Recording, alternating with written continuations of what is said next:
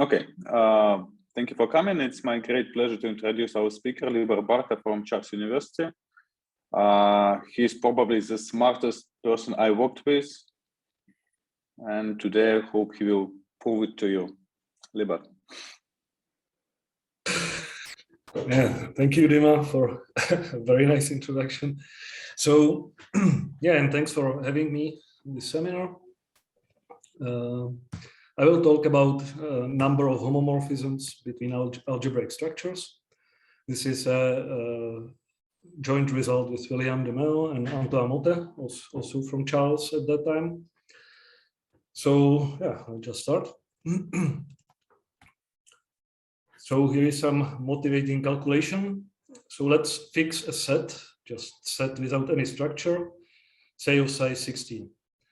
Now, if you take another set, say of size n, and you count the number of mappings from x to a, then what you get is, of course, 16 to the n, because for each member of x, you have 16 options, and then it's like this, right? So the number of homomorphism for this fixed a is exponential in the size of x. Okay. Now another example, if we fix a group of size 16 and we count the number of homomorphisms from another group to this fixed group A, then we can have not so many. We cannot have exponential.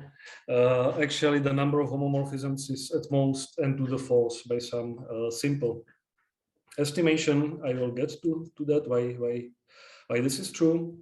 The answer or the inequality will stay the same if we don't need this x to be a group. It can be any algebra which has some binary operation, and unary operation, and nullary operation. Okay, so the point here is that the behavior as for the number of homomorphisms is very different. For a structural set, it's exponential. For a group, it's polynomial. And the question I'm going to address and answer is a characterization of those algebras for which the number of homomorphisms is polynomial. Okay, so one example is any group, as I will explain, but maybe you already see it. But there are many others, and we have a complete description. Okay, and maybe if you don't like homomorphisms, you can also look at a homomorphism as a way to find this algebra A as a quotient of this X. Right? You have X, you have A, and you want to create a quotient of this X so that modulo the quotient X is equal to A. Right? Okay, so this is what I'm talking about. This is a purely algebraic question, as you see, and I'm on a TCS seminar. But this question is kind of a collateral damage of a complexity question. So here is outline what to do next. So first, I just want to introduce some notation and say what an algebra is and a homomorphism is. And then I will talk about this computer science origin, so where this question comes from, and then give you a few examples, mostly simple examples, hopefully, and ideas coming to the full answer, and then I'll give you the answer. And I really want to be understandable, so please interrupt if something is not clear at any time. Right. So now the boring part, the definition, informal definition, but hopefully it's going to be clear. So what I mean by an algebra, algebra consists of a set called a universe. So this is any set, plus we have some operations on the set. So we may have a binary operation, which is simply a black box, which outputs a member of the universe given two inputs. So a binary operation, or we may have a unary operation, which is simply a mapping from A to A, or a nullary operation, which is a constant. We may have ternary operations and so on as well. Okay, and This is my notation. Usually write some operation symbol, and then here the algebra to somehow refer to this concrete operation in this algebra A.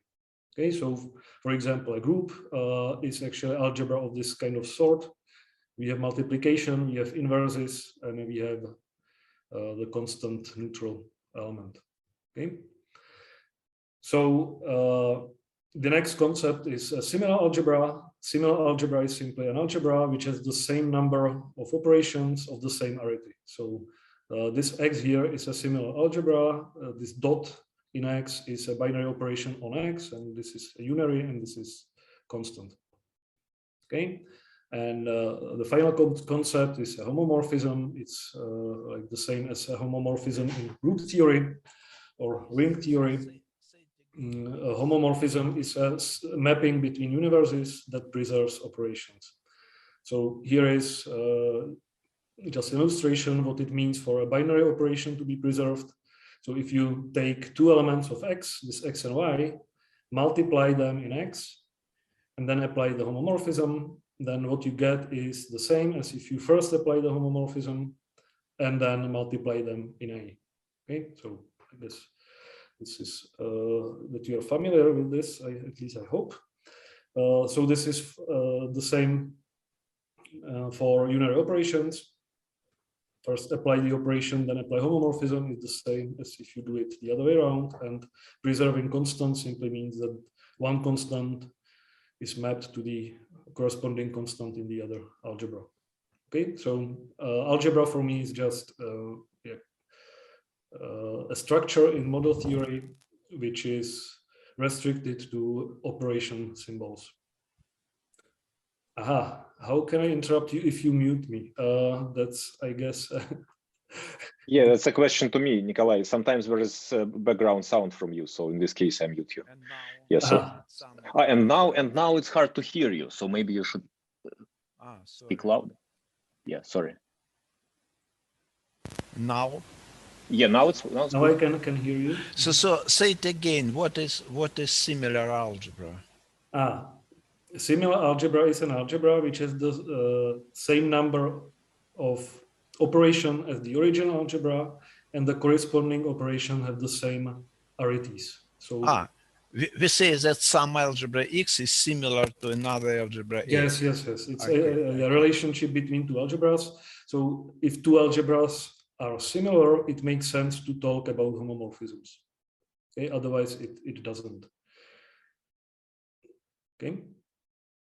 So really these concepts are the same as the same concepts in group theory, just generalized to any algebraic structure.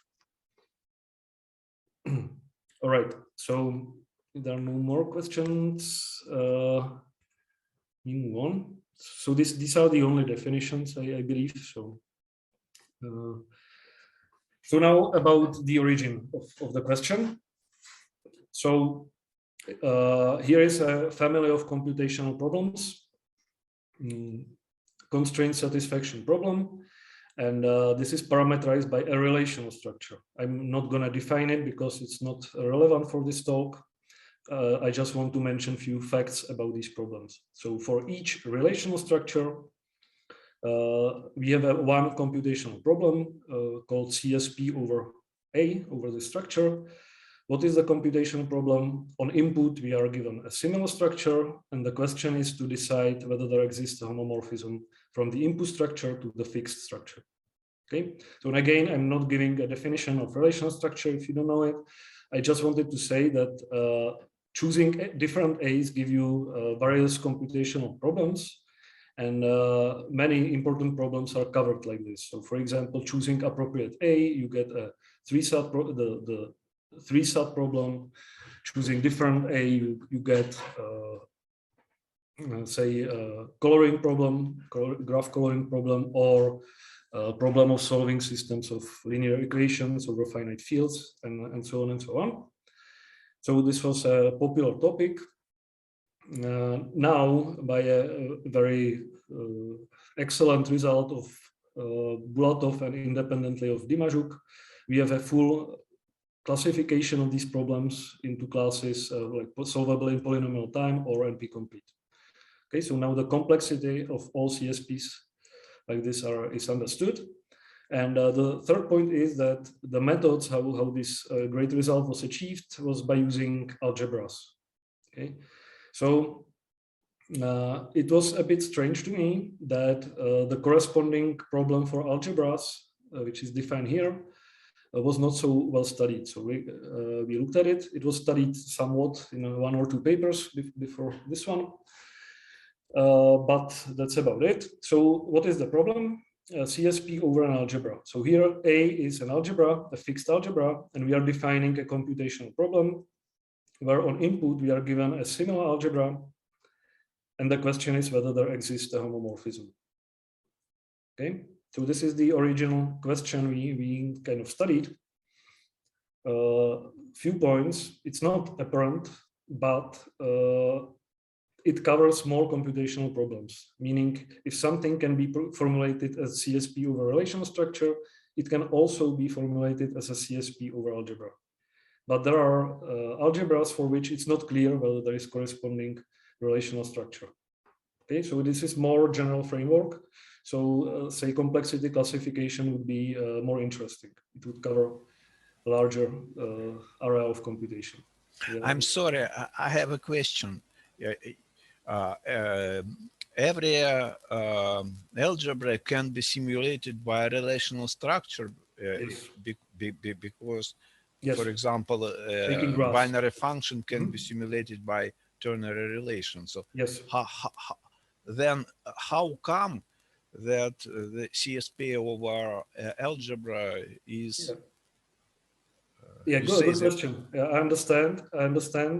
Yeah, to every algebra you can associate a relational structure, its graph, but the CSP over the algebra and CSP over that structure may be very different, because CSP over structure takes as an input any structure which doesn't need to come from an algebra necessarily. So the problem CSP over the graph of an algebra may be harder, and it is often harder. Okay, so this problem somehow has more limited inputs. Okay. Yeah, good question. There is a substantial difference, actually. Okay, for this question, the complexity classification is open, so I'm not answering this at this talk. But what we figured out, studying special cases, is that it is often in polynomial time for a very simple reason. The reason is that we can even list all the homomorphisms in polynomial time. Okay, so in particular, there must be polynomially many homomorphisms, and moreover, these homomorphisms can be all found in polynomial time. Okay, so this is a very different behavior than in the relational setting, because here most often the number of homomorphisms is usually exponential, even though the CSP can be easy. Okay, but somehow the behavior of CSP over algebra was different, and this led us to considering this algebraic question, which is now formulated here, for which finite algebras, finite algebras A, there exists some polynomial so that for each finite algebra X, which is similar, the number of homomorphisms from X to A is bounded by polynomial in size of X. Okay, so from the beginning, I told you that if A is a group of 16 elements, was the example, then this is true. Number of homomorphisms into a group is bounded by a polynomial. And we were wondering, because we saw this phenomenon quite often, we were wondering for which algebras this happens. Okay, and there is a complete classification. Okay, but the motivation is here, and then in the end, I will get back to this problem perhaps and state some consequence of this of the answer to this question. Okay. So in the rest of the talk, I just want to show you examples, how to show that some number of homomorphisms is easy, and when it's easy is small, and when it's big, So yeah, let's start with the groups. So let's say A, this fixed A is a group. Okay, so this is structure which is one binary, one unary, and one nullary operation, and it satisfies these we call it identities, right? For each ABC, it's associative. It's one is indeed neutral, and IA is indeed inverse. Okay, now now we take a general group X. Let's see the first case and study the number of homomorphisms from X to A. Okay, so A is here, it's fixed. X, say, is big, it's here. And how many homomorphisms are there? So one observation, if you look at some element X in here, and say our homomorphism F sends it to some element A in here, right?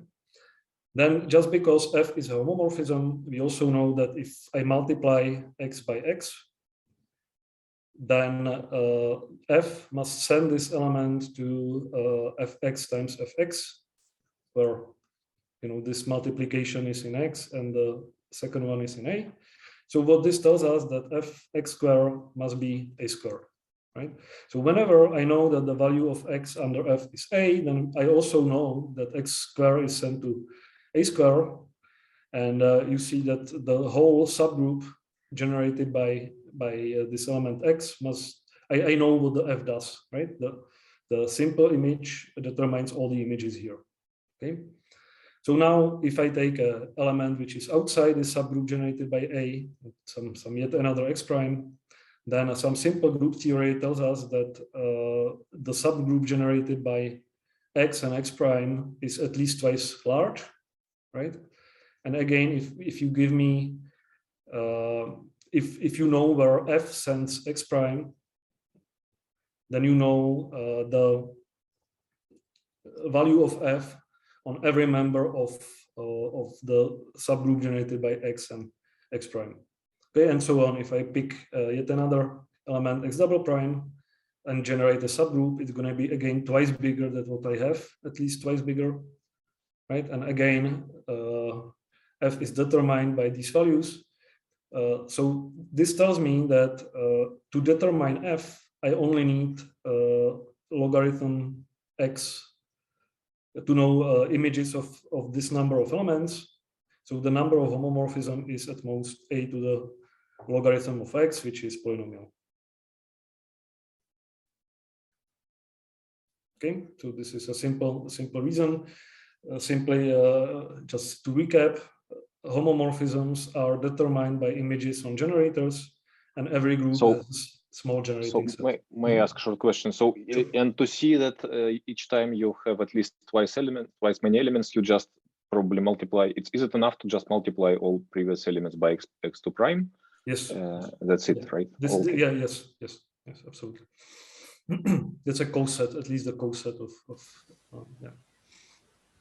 Okay, so this tells us that number of homomorphism from group to A is polynomial, but it doesn't tell us yet that if you give me a general algebra of this sort, which doesn't need to be a group, doesn't need to satisfy these axioms, that the number of homomorphisms is still small. Okay, so this is a little observation that if you look at this algebra X and say it's not a group, say it's not associative. Okay, so I have some three elements which don't associate. Okay, like this, and these are different. But anyway, if you consider the definition of a homomorphism, if F is a homomorphism, then these two elements will be sent to the same one. Okay, just because A is actually associative. Okay, so these elements are not the same, but they are always, by any homomorphism, they are sent to the same element. So if these elements are different, I can just glue them and then continue and so on until I get a group for which is smaller than X and for which the number of homomorphisms is the same. Okay, so I know this was kind of fast, but the conclusion is if A satisfies some universal quantified equation, some identity like this, then we can assume that the input, this X, also satisfy the identity. So the group case we considered previously is actually general enough.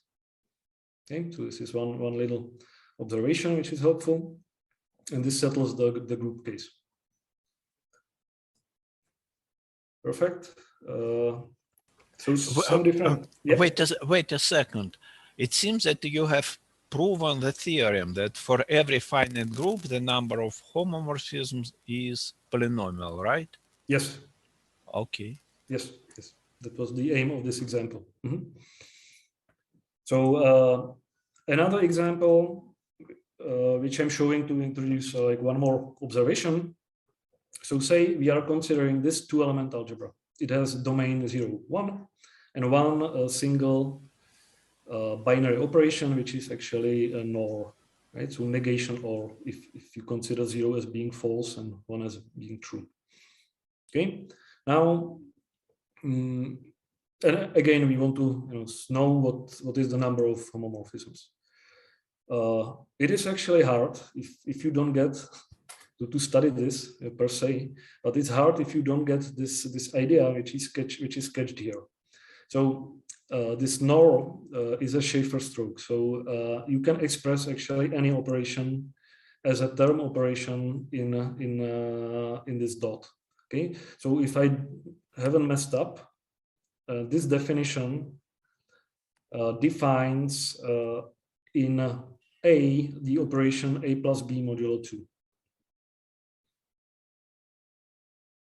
Okay, I may have messed up this one, but anyway, it can be defined. Let's see. This X times X is supposed to be a negation, which looks fine, right? And well, yeah, maybe you are fast enough, but not myself. But hopefully this is equal to A plus B modulo 2. But now it's also a nice, simple observation that any homomorphism would preserve also term operations, so operations defined by such expressions. Okay, so if I have algebra A, which is, well, I have this algebra written there, which is 0, 1 with some multiplication, and I have some other algebra X, which is again 0, 1 with some binary operation. Now I add this star, which is actually A plus B mod 2, and I add similarly define star to here, then any homomorphism between the original algebras will preserve also the additional operation. Okay, so that's why, and I defined a group operation in the two-element group, and similarly I can define the inverse and I can define the neutral element. Okay, they're all definable because simply everything is definable from non-OR. So that means that in fact I have a group structure on A, so the number of homomorphism is still polynomial. Okay, and the point here is that we can add term operations to the algebra without increasing the complexity, the number of homomorphisms. Okay, so this example, like however trivial, this kind of took us some time to realize this simple fact. Okay, so this is next example. It solves this NOR. Okay, another example, if I may go on, would be another important algebra, important two-element algebra, which is a two-element semilattice. So the algebra has again domain 0, 1 or universe, or how I called it, and it has a simple single binary operation, which is at this time defined as a minimum of A and B. Okay, so I have this ordering that 0 is smaller than 1, and the operation tells me the minimum. So 0 times 0 is 0, 0 times 1 is 1, 0 times 1 is 0, and 1 times 1 is 1.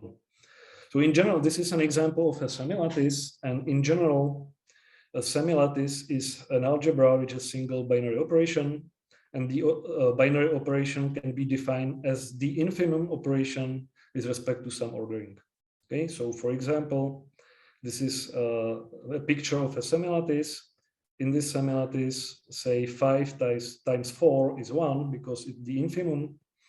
5 times 7 is 1.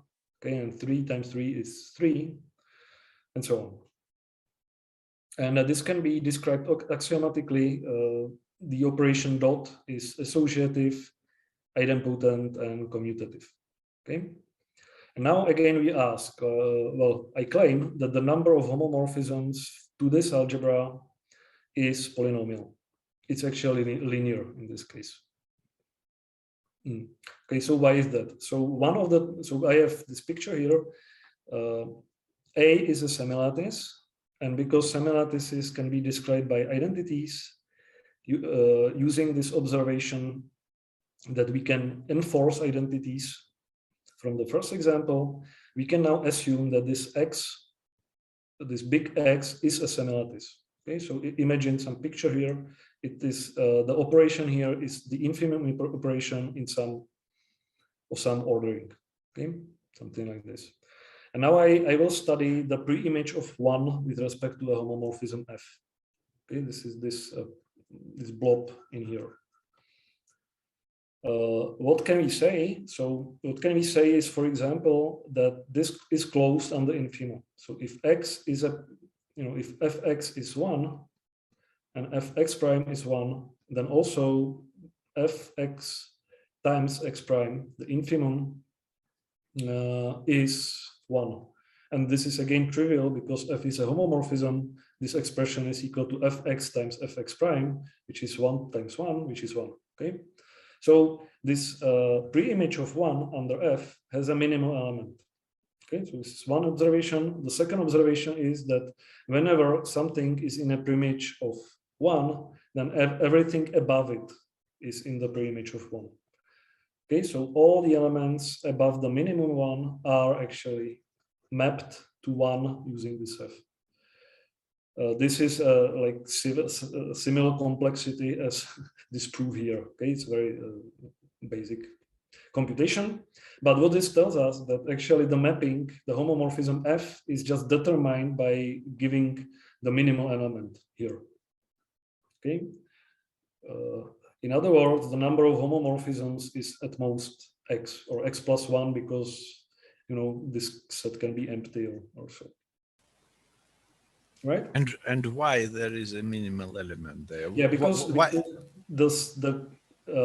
as I try to argue here, the pre-image of 1 is closed under means, under the operation dot, under the infima. So I just take the infimum of all of these. It is still there, and this is okay. Okay. Yeah, thanks for interrupting me. Yeah, sorry, and I probably missed it, but what was the answer in the previous slide? So we had an OR function there. The answer was that it can be reduced to the group case because the group operation of the two-element group can be defined by a term. Okay, I see. Thank you. So these semilattices are very different in that they don't have small generating sets. Every group has a set of generators of size logarithm of the size. In general, semilattices don't have that, but still the number of homomorphisms is polynomial for the other simple argument which I was drawing here. And may I ask once again about previous slide? So for the groups, you have a polynomial upper bound, yes. right? Yes. And is it the same? So here you reduce to groups, but can you get better polynomial here, or? Well, I don't know. I think this was studied by some group theorists. I don't know the results. So like how good the polynomial can be, I haven't studied. But I think there may be some like good results. Okay, thank you. But we obtain the polynomial of degree 1. In this case, yes. For groups, no. In general. I mean, for NOR, NOR. For NOR, for now, well, we reduce to Z2. I would need to think. I'm not sure about the linear. Because the groups are not necessarily linear upper bound, right? For groups, I know that there is a generating set of size log. Well, yeah, it's linear for groups. That's right. For Z2. For groups, the generating set has this size, so the number of homomorphism is at most this, which is x to the log 2, right? Something like this. Am I right? And A has 2 elements, right? Yeah. So in here it's linear. Yes. Thank you. All right. So this is another example. It's these are not random examples. I mean groups are not random. You know it. So, I will get to it. Okay. So this is not just random selection of examples. These are important for some reason. This is the last one, introducing, or at least at this point, introducing one more trick or idea. So here we have, again, the universe is two-element, and we have one ternary operation, which is called the majority, for the reason that it actually returns the majority. Okay, so here is all the values. Result of some x, y, z is the majority among x, y, and z. Right. So again, the claim is the number of homomorphisms is polynomial, even linear. I think I can claim here. And why is that? Well, again, consider some x. And then let's study homomorphism from x to this fixed a. Okay, we can distinguish two cases. The homomorphism is not onto and onto. Well, not onto is not very interesting. This means simply constant, and there is two possible constant mappings. So fine. So we can assume that the f is onto. And the observation here is that if we have some element S that maps to 0, okay, and we always have such because f is onto, then f also preserves the operations defined like this. Okay? In the algebra A, you take the majority applied to 0, x and y, and in the input algebra X, you take the m applied to this selected S and x and y. Okay, so these are binary operations on the corresponding universes. And if you look at the definition of m, of the majority function, this S is actually the minimum operation from the last example. Okay, so, and because we preserve this operation, and we already know that if we have a minimum, then the number is small, then we know that actually the number of homomorphisms that map S to 0 is polynomial, in fact linear. Okay, but now we can just count number of homomorphisms that map one element of X to 0 and then the other element. So we actually get quadratic, my claim was wrong, quadratic upper bound on the number of homomorphisms.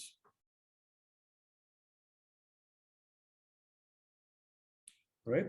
So this somehow, the trick here is that because it was onto, we could have effectively added the 0 to the algebra. Okay, so similar argument. By similar argument, we can somehow add to A constants, all the constants we wish. If we add it, we don't change modulo polynomials. We don't change this number of homomorphisms. Okay. So these I'm are sorry, yeah. I didn't get it. Can you explain once more? So okay, what's the claim? Number of homomorphisms from X to A is at most the number of homomorphisms F from X to A such that fx1 is 0, where okay, this x is x1, x2, and so on. Okay, plus the number of homomorphisms such that fx2 is 0, and so on, plus 2. Okay, so if we are counting homomorphisms, we can count constant homomorphism. This is the 2. And then we look at homomorphism that maps x1 to 0 and map x2 to 0, and so on. Okay, because f is on 2, then some element here maps to 0. And then my claim was that for each of these, the number of homomorphism in each class is polynomial, is small, in fact linear, because we preserve this operation S, which is the minimum operation from the last example. So this is the minimum operation in A, but we don't know how it behaves in X. Yes, we don't know, but it was enough for us in the previous example that we had this minimum operation in A. Well, may I ask,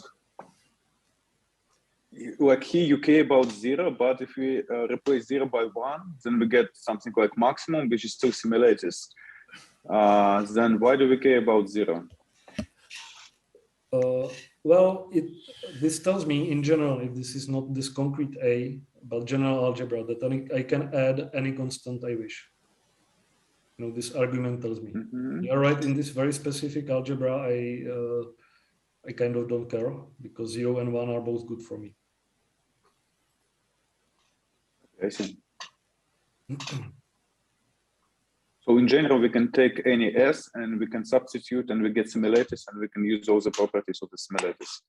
What I'm claiming is that if I know the number of homomorphisms for the algebra with some constant edit is polynomial, then I also know it for the original algebra modulo some polynomial blow up. The polynomial will get 1 degree higher. This is what this kind of argument will show.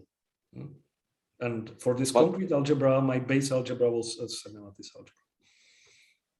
Right, but I don't understand now as well. So so indeed, 0 and 1 are not. I kind of the same here.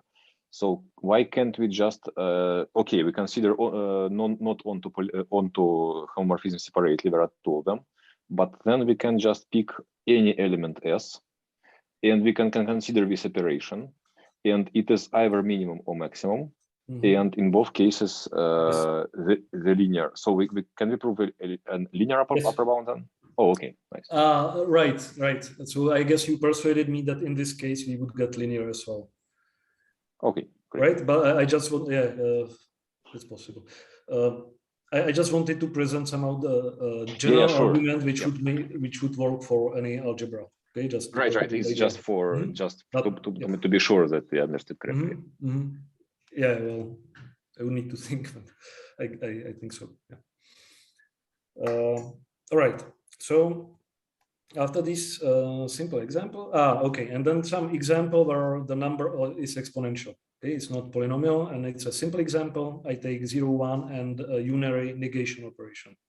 Okay, so if I have unary operation, I also tend to draw it as a graph. So I draw an arrow from 0 to 1 because the result of the operation on 0 is 1, and so on. Okay. Now, why the number of homomorphism is big? Well, simply if you take this x, so you will have 2n elements, and the operation will do this. It's on the picture. Now, what is easy to see that if you look at this left half, this y, then any mapping from y to this a can be extended to a homomorphism. Right? So, for example, if you map this element to 0, you map this element to 1, and if you map this element to 1, you map this element to 0. And it's gonna be a homomorphism. Okay, that's homomorphism here for the unary means if you look at some element, use arrow here, and map by f, you get the same result as if you use the arrow and then use f and then the arrow. Okay, so you see that the number of homomorphisms is huge. Okay? So, so these observations plus these examples plus post result, so post was able to characterize all two-element algebras up to term equivalence. Okay, so term equivalence means that they have the same term operations, and we know that if we have the same term operations, that it doesn't change anything for us. This was one of the tricks. Okay, and then post classified all two-element algebras and actually figured that the every non-unary algebra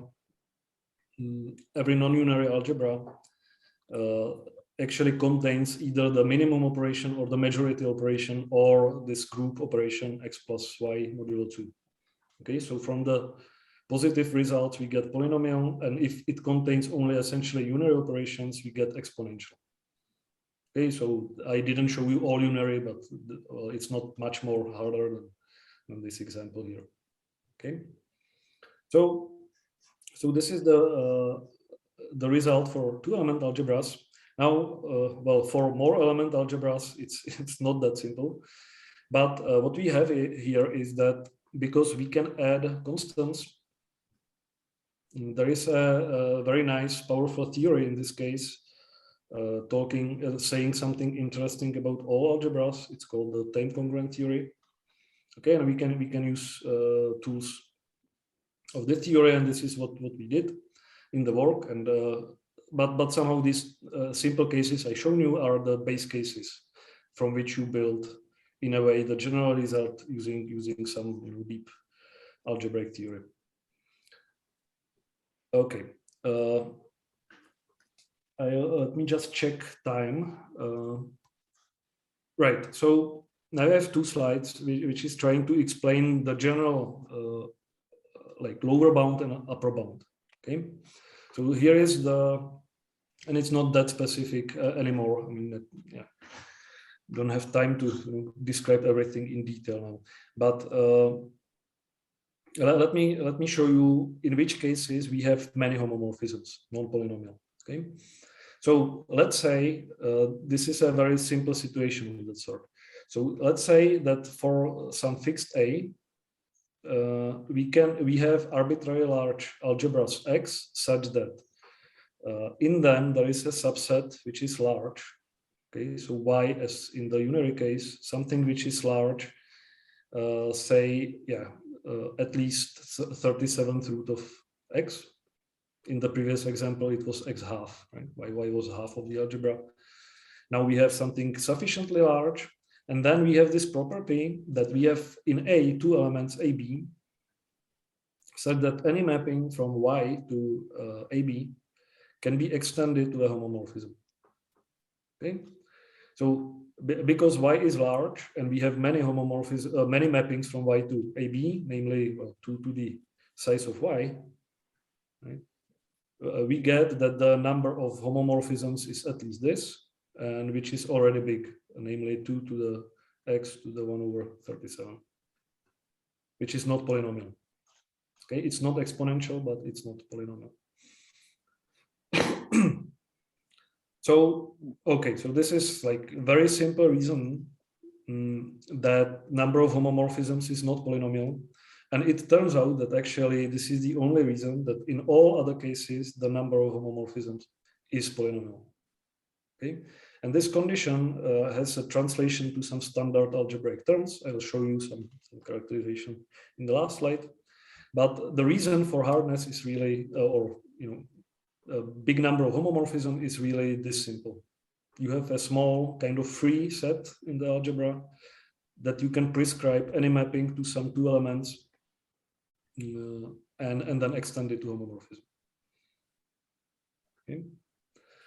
So now the next slide is to show you like one, maybe the simplest case, which is harder than these cases I showed you. And it is a very very well-known and important example algebra, rock, paper, scissors. Okay, so this is a three-element algebra. The elements are like rock, paper, scissors, and it has a binary operation that gives us the loser. Okay, so rock times scissors is what is it? Rock, right? Like rock, paper, scissors algebra. Okay, so here is written in symbols. So the idea is it's also kind of a minimum, but the ordering is cyclic, right? Rock is smaller than paper, is smaller than scissors, is smaller than rock. And so I consider this algebra, and I consider it together with the constants.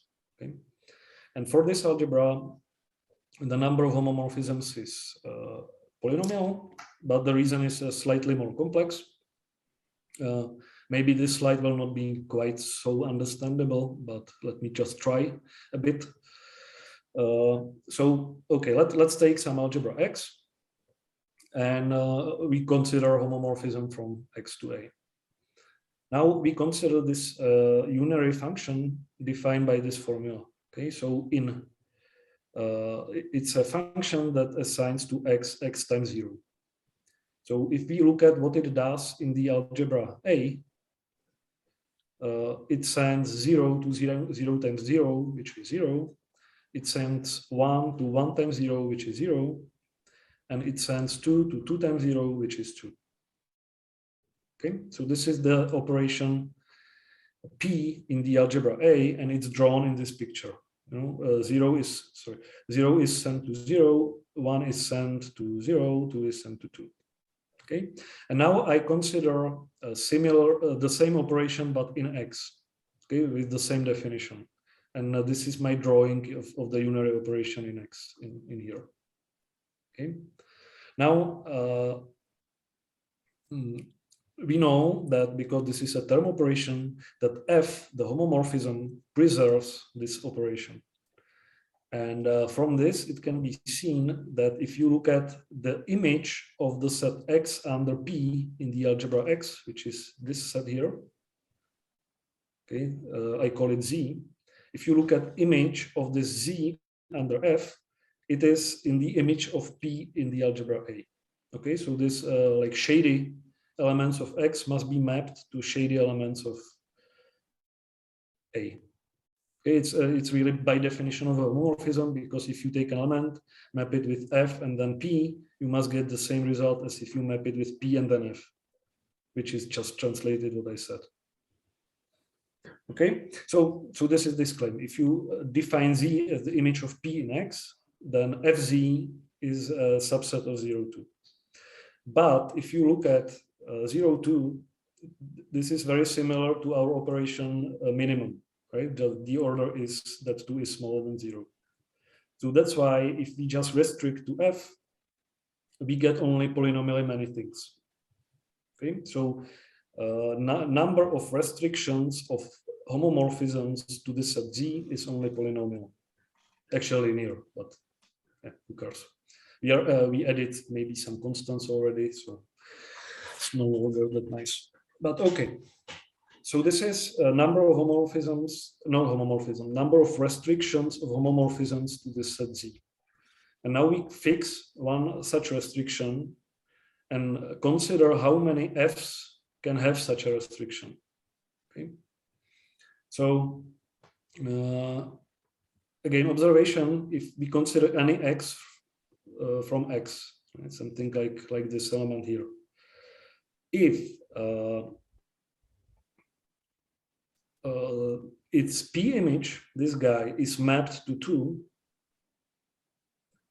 then also this F must be mapped to 2. Okay, so let's see. Maybe I try to improve this picture. These are the elements of Z which are mapped to 2. It's written here, but it's not visible. Okay, and these are the elements of Z which are mapped to 0. Okay, and if I take some element X like this, then okay, if I apply P and then F, I get 2. If I apply F and then P, I must get 2 as well. So there is only one option, I must get 2. Okay, so all these guys on this picture, which are pre-images, pre-images of these elements in here, must be mapped to 2. Okay, so I know what F does even on these elements, even though they are not in Z. But now, similarly, if we consider some element in here, so now x is in here, by the same argument, this x must be mapped to 0 or 1. Okay. Now, but again, 0 and 1 is again very similar to the minimum. Well, it's actually the minimum. Okay, so the number of such extensions is also kind of polynomial. And now I'm a bit, waving hands because we don't have algebras, just some partial algebras and blah blah. But it's really the details. Okay, details. So now again, what we have polynomially many restrictions to z, and then each restriction has polynomially many extensions. Okay, so this is basically the idea how you build more complicated, or how you prove it for more complex algebras from some simpler ones. Okay, and somehow I cannot show you, of course, the general proof. It's not that easy, but it is quite like it is doable because of this nice time congruent theory we have available. Without that, it would be very, very painful, I think. Okay, so now let me just finish with the answer. I'm sorry about the previous slide. It seems to me that for every restriction to z, there is only one homomorphism, because all the other elements are mapped to one. No, this is not the case. So these elements in here are mapped to 2. Now these elements are mapped to 0, but these elements in here can be mapped to 0 or 1. We don't know. There are both options. Okay, but you said that the lower half of the gray area are elements mapped to 0, right? Yes, these gray. Then the left elements can't be mapped to 0. But there is a loop. There is a loop. There is a loop. So what we know is that if we apply operation and then f, we get 0. So we know that if we apply f and then the operation, we get 0. And there are 2 such elements, 0 and 1. Ah, I see. Okay, so we don't know. It's not that simple. But fortunately, we can decide, but for the different reason than before, we can decide that there is only, there is not many of them, because 0, 1 is also nice. Okay, 0 and 1 is also this minimum kind of shape. All right, so here is the theorem, and I will not give definition of these terms because I don't think it makes much sense, but let me phrase it and then discuss it. So the theorem says that if we have a finite algebra, then the following are equivalent. First one is that the number of homomorphisms is polynomial. And the second is this technical condition that no subalgebra of this algebra has a non-zero strongly abelian congruence. Okay, and again, these are like just buzzwords, I guess, for most of you. But let me say this: then this condition is really local, right? It talks only about the algebra A, and it is some condition that depends on term operations of A. Okay, and it doesn't depend on some x or whatever. And in fact, it is a very nice condition which can be tested in P. So if you give me a finite algebra, there is a polynomial algorithm to decide whether the condition is satisfied. Okay, and the notion is some like standard notion from time congruent theory or commutator theory, which I'm not going to define. But if this case happens, which we can test whether it happens, then actually given an algebra X, not only there is polynomially many homomorphisms, but they can be listed in polynomial time. Okay, so the proof of the theorem is constructive. It actually allows us to list all the homomorphisms. Okay, so for this nice algebras, and there is most of algebras are satisfy this condition, there must be pretty close to unary algebras. If they don't, then we have not only polynomial algorithm for deciding whether homomorphism exists. So this was the problem CSPA, but we can actually enumerate them. Okay. Now, if we have this ugly case, so we don't have polynomially many homomorphisms, then we have some algebras X that the upper bound is like this kind of not exponential, but 2 to the some root of X. Okay, so it's the lower bound is not necessarily 2 to the n, it can be 2 to the n 37th root of n. Okay, but we have this almost exponential lower bound, and this is necessary. One cannot get exponential lower bound. There are some specific algebras, some matrix products of unary algebras that achieve this exact lower bound. And on top of that, maybe I said that already, this is really, one can show that this is for the simple reason that for each such algebra, we can construct these x's, which has this big Y, where you can prescribe homomorphisms to AB arbitrarily. Okay, but so this somehow gives us many cases where CSP over algebra A is tractable and very much tractable. But the problem we started with, the CSP over algebra, is still open. Okay, so what is open is when A doesn't satisfy the second condition, so the number of homomorphisms is not polynomial, the problem still can be polynomial, for example, for unary algebra. And but in general, we don't know.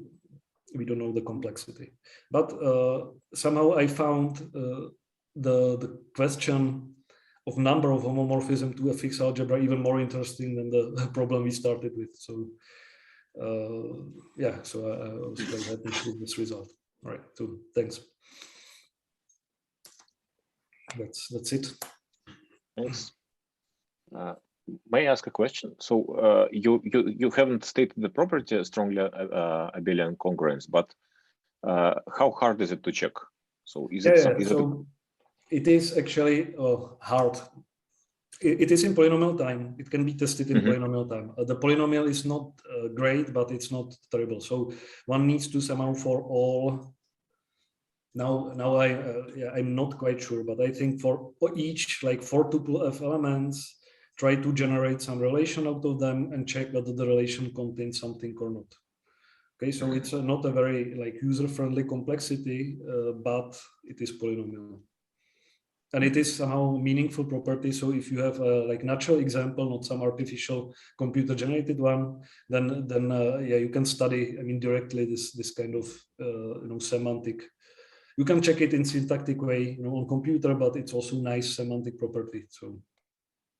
So if I'm given some algebra, usually it's reasonably easy to see whether property holds. Yes. Okay. Yes, and it is in polynomial time, so it's feasible in computational sense. And another question. So for about CSP over A, so are there any natural, well-known or similar to well-known problems that are formulated in such a way? I'm not aware of any. So even so, there are like very natural problems of the other sort for relational structures. And then I said that okay, then there exists some algebra for which these two problems are the same. The algebra will not be any kind of nice, and the translation is kind of convoluted. So computationally, I'm actually not aware of any nice, like CS nice example of such a CSP. It is just like expressive in a mathematical sense, but not in a nice computer science sense. Okay, so the aim is, I mean, yeah, the aim here is not to resolve complexity of some nice class of problems. It's rather towards understanding the sources of hardness for computational problems in general. So there are like examples where we don't know already 3 elements, but these would be algebras with artificial binary operational 3 elements. So I don't have any nice meaning to these problems.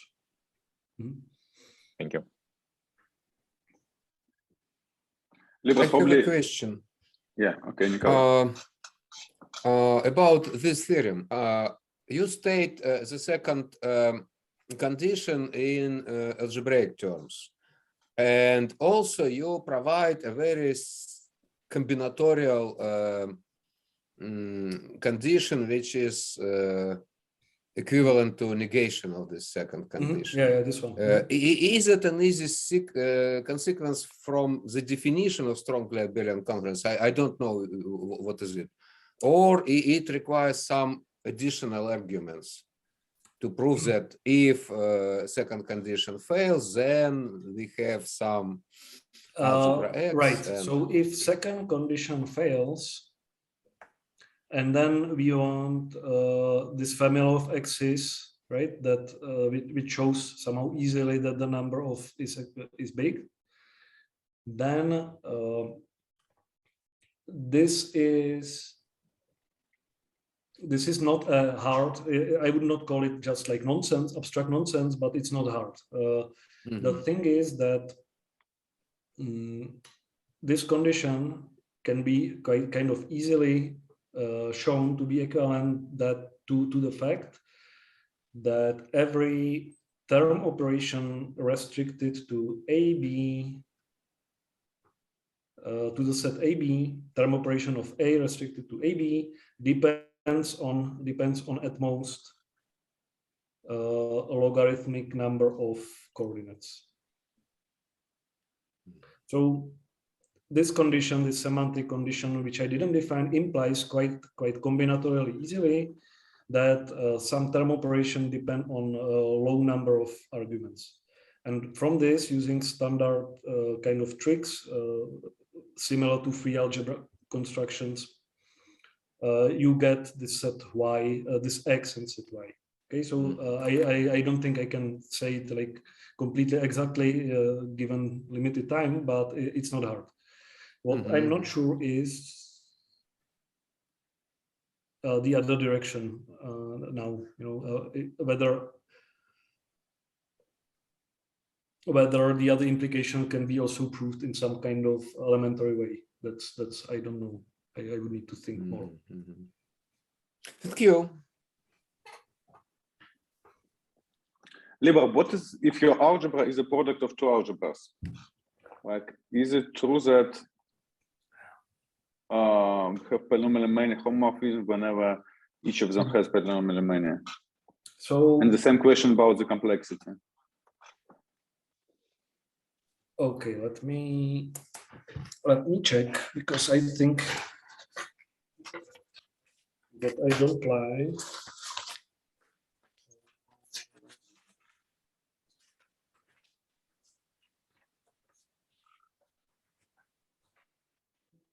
So if you consider, let me just start. If you consider the algebras which have polynomially many homomorphisms into them, that's a class of algebras.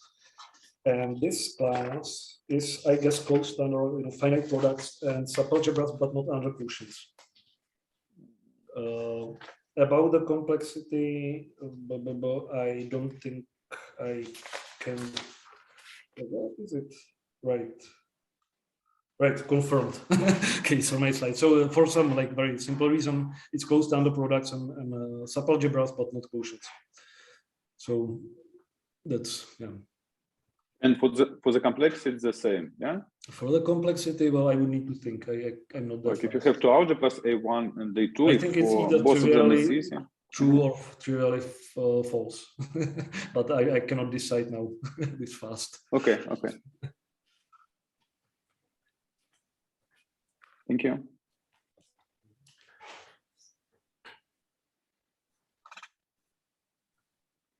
Any other questions?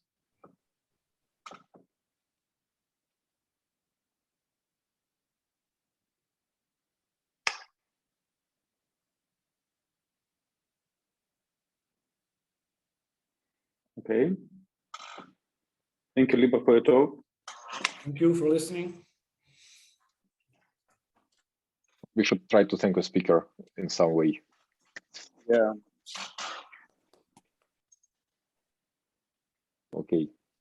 Thank you very much. It was a great talk. Thank you. Thank you very much.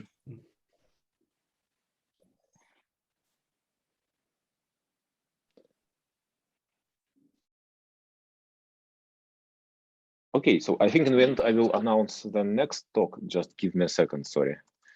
I'm not ready as of now.